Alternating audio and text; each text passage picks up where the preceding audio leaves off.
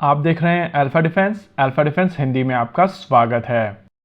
आज के इस वीडियो में हम लोग बात करने वाले हैं डीआरडीओ द्वारा किए गए एक टेस्ट के बारे में जो भारत को इस समय स्क्रैमजेट टेक्नोलॉजी में नंबर 1 बना देता है। जी हाँ, पूरे वर्ल्ड में नंबर 1। आजकल आईपीएल चल रहा है और आपने लगातार नवजोत सिंह सिद्धू को ये कहते हुए सुना होगा कि कहां पड़े हो चक्कर में, कोई नहीं है टक्कर में। एग्जैक्टली वही मोमेंट क्रिएट किया गया है डीआरडीओ की तरफ से। कल डीआरडीओ की तरफ से एक स्क्रैमजेट इंजन को ग्राउंड टेस्ट किया गया था, जहां पर इसमें 1000 सेकेंड तक कंबशन चलता रहा था। इसके इंपॉर्टेंस को समझने के लिए आपको सभी तरीके की हाइपरसोनिक मिसाइल सिस्टम्स को एक बार समझना पड़ेगा और उसके बाद हम लोग इसको कंपेयर करेंगे कि वर्ल्ड के बेस्ट क्या कर रहे हैं। ब्रॉडली अगर क्लासिफाई किया जाए तो हाइपरसोनिक मिसाइल सिस्टम 3 तरीके की होती है।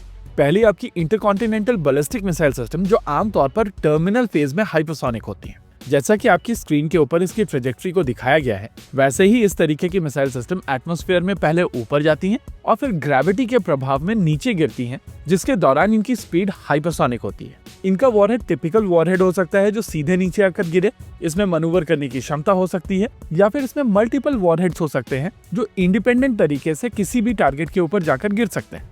दूसरी कैटेगरी होती है हाइपरसोनिक ग्लाइड व्हीकल्स की, जहां पर पहले तो ये बैलिस्टिक मिसाइल सिस्टम की ही तरह ऊपर तक जाते हैं, लेकिन फिर इसका री एंट्री व्हीकल ग्लाइड करते हुए अपने टारगेट तक पहुंचता है। इस ग्लाइड फेज के दौरान इस तरीके की मिसाइल सिस्टम्स की स्पीड काफी तेज होती है और कई बार तो ये हाइपरसोनिक भी होती है। तीसरी कैटेगरी होती है क्रूज मिसाइल सिस्टम्स की। इस तरीके की मिसाइल सिस्टम्स आमतौर पर पूरी फ्लाइट के दौरान पावर्ड रहती हैं, यानी कि इनका इंजन पूरी फ्लाइट के दौरान चलता रहता है। ये बहुत ज्यादा ऊपर तक नहीं जाती हैं, इनफैक्ट ये काफी नीचे उड़ती हैं। कहीं न कहीं इस तरीके की मिसाइल सिस्टम्स की कम ऊंचाई पर उड़ने की क्षमता इनको और ज्यादा लीथल बनाती है, और जब ये इतनी तेजी से उड़ती हैं, यानी कि हाइपरसोनिक स्पीड से उड़ती हैं, तो एनिमी के पास में रिएक्शन का बिल्कुल भी समय नहीं होता। अभी आपकी स्क्रीन के ऊपर ग्रीन एरो से हम लोग रेडार होराइजन को दिखा रहे हैं। प्रैक्टिकली इसके पीछे रेडार पूरी तरीके से देख सकता है, लेकिन इसके आगे रेडार नहीं देख सकता है। क्योंकि पृथ्वी गोल है, इस वजह से अर्थ होराइजन के चलते रेडार होराइजन भी कम हो जाता है, और क्योंकि रेडार रेज पृथ्वी के कर्वेचर के चलते आगे नहीं देख पाती हैं,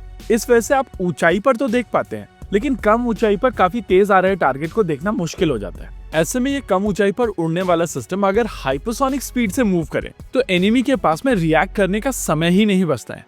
अगर हाइपरसोनिक बैलिस्टिक मिसाइल सिस्टम्स की बात की जाए तो भारत की लगभग सभी मिसाइल सिस्टम इस कैटेगरी में आती हैं, और स्पेसिफिकली अगर अग्नि 5 या दिव्यास्त्र की बात की जाए तो ये दोनों मिसाइल सिस्टम इस कैटेगरी की मिसाइल सिस्टम्स हैं। इसके अलावा कुछ समय पहले डीआरडीओ की तरफ से hypersonic glide vehicle long range anti ship missile system का एक सफल परीक्षण किया था, और वहां पर जो मिसाइल सिस्टम यूज की गई थी वो एक हाइपरसोनिक ग्लाइड व्हीकल थी, जिसके कई वेरिएंट डीआरडीओ द्वारा बनाए गए हैं।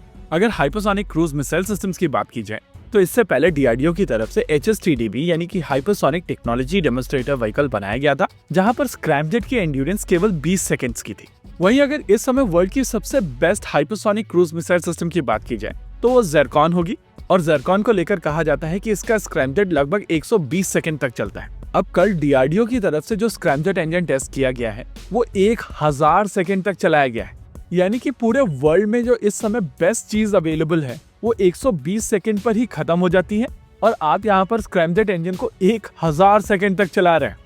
डीआरडीओ की प्रेस रिलीज में कहा गया है कि हाइपरसोनिक व्हीकल्स ऐसे व्हीकल्स होते हैं जिनकी स्पीड 6100 किलोमीटर से ज्यादा होती है, यानी कि अगर हम लोग कैलकुलेशन के लिए 6100 किलोमीटर पर आवर की मैक्सिमम स्पीड मानकर चलते हैं तो केवल स्क्रैमजेट स्टेज आपको 1700 किलोमीटर से ज्यादा तक की रेंज प्रोवाइड कर सकता है। इसके अलावा बूस्ट फेज की अपनी खुद की रेंज होती है, और अगर चीजों को स्ट्रेच करके बनाया जाए तो आप यहाँ पर एक 2000 किलोमीटर रेंज वाली मिसाइल सिस्टम देख रहे हैं, जो अपनी पूरी फ्लाइट ट्रेजेक्ट्री के दौरान पावर्ड होगी और काफी कम ऊंचाई पर उड़ेगी। ओवरऑल मैं यहाँ पर कहूंगा कि डीआरडीओ इस समय मिसाइल टेक्नोलॉजी में वर्ल्ड लीडर है। इसी के साथ आज के इस वीडियो में रखते हैं केवल इतना ही।